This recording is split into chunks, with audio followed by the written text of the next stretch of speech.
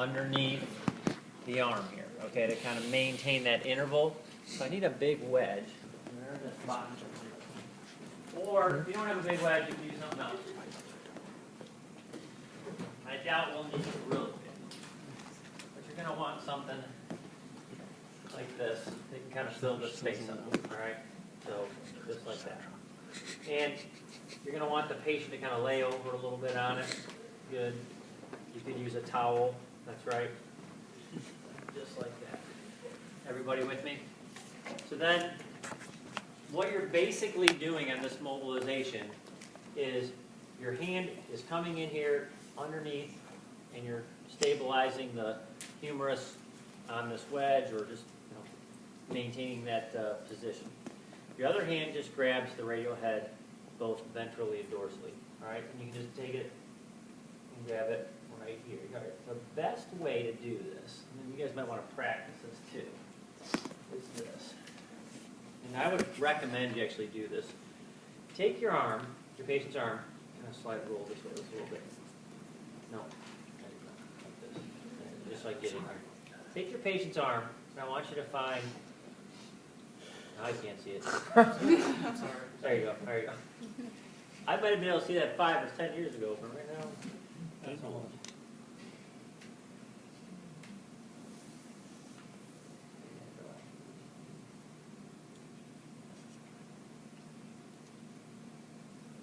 All right. And so this is that radial head interval. You can actually take your finger, and you can put your finger in there. When you extend it, it'll open up, and then when you flex, it closes. Did you guys do this in class before? So find that radial head. I think it's important for you to be able to feel it. Open it and close it. All right, and if you want to draw it on there, you can. And then what you can do is you can take your finger, come around, and go right on the radial head dorsally, and then you can come up onto it anteriorly. Take your other hand, you can hold the ulna and the radius of the ulna and the humerus together, and you can actually perform a ventral and dorsal motion of this radial head, and you can feel it move a lot. Okay, so the first step is finding the radial head, getting a hold of it both ventrally and dorsally, pulling it forward and pushing it back, and just evaluating the joint play. That's the first step. That in and of itself could be a very low-level mobilization. Let's say someone is just recently out of a cast and an elbow fracture. You want to get some movement at this joint.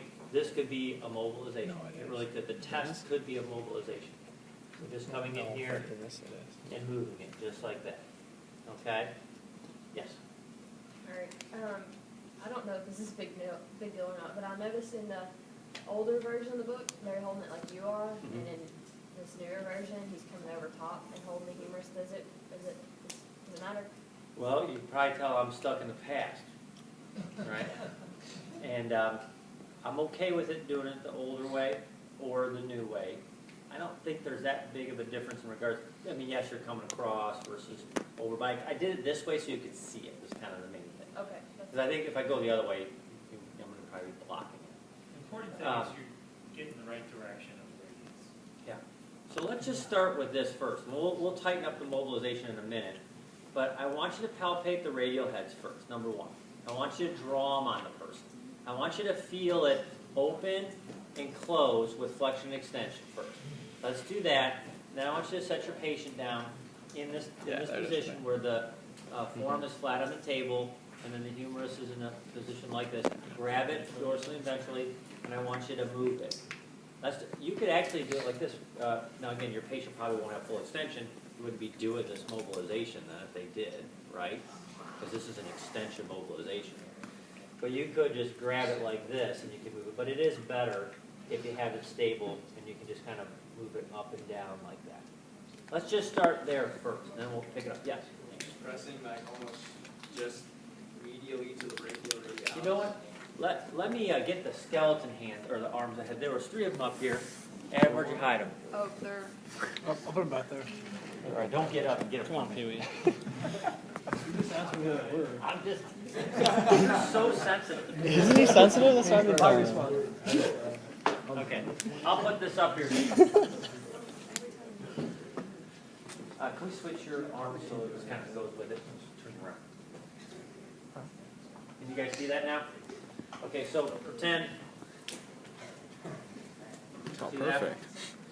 All right, so I'm gonna let that just hang there, or I'll just do this. What about that? Hang like that. Good. All right. And so what I'm doing is I'm just coming up and down, up above, dorsally and ventrally, right on this, and I'm moving it up and down, just like that. Dorsal, ventral, dorsal, ventral. And I grab it, move it, just like this. So what am I touching as far as soft tissue goes? Well, one of the things you have to do with soft tissue, and I kind of think about it like this, is I need a pillow. Got a pillow? I need a pillow. Okay. I need a seat more mobile. Still got it. Sure does. Elaine, make sure of that. So if I wanna move her head, it's the radial head, and all this is like soft tissue over it. What I have to do is I have to push all this soft tissue up against her head first, and then I can move her head. Okay? Because if I don't do that, I'm just gonna do this. Right? So what I'm getting at for you guys is make sure you take that soft tissue, rub it up against that radial head, and then move the radial head. Okay? So whether it's radial, where's your class photographer? That'd have been a great picture. Or your historian. Who's your historian? We missed it. Can we do it one more time? Can we do We didn't see it. No, we got it on video. I got a video. All right, you got it on video? Here you go. You put the soft tissue up against the person's face. Then you compress the soft tissue, and then you can move the radial head. There you go. Seem more real first. How you like that? All right, so with this, what I'm recommending you do, can you let your seat down a little bit? Other stuff. No, let go of your arm. That's it. Yeah, there you go. And then kind of loops it this way a little bit. There you go. This underneath here.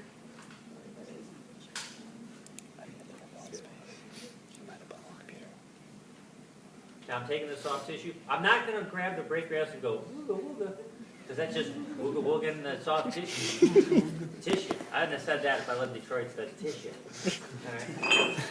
Tissue. So grab that here and then go up and down. Does that help you see that? So you're just pushing it up against there and moving it. How are we doing? Okay? Questions? All right. Let's just draw it, feel it.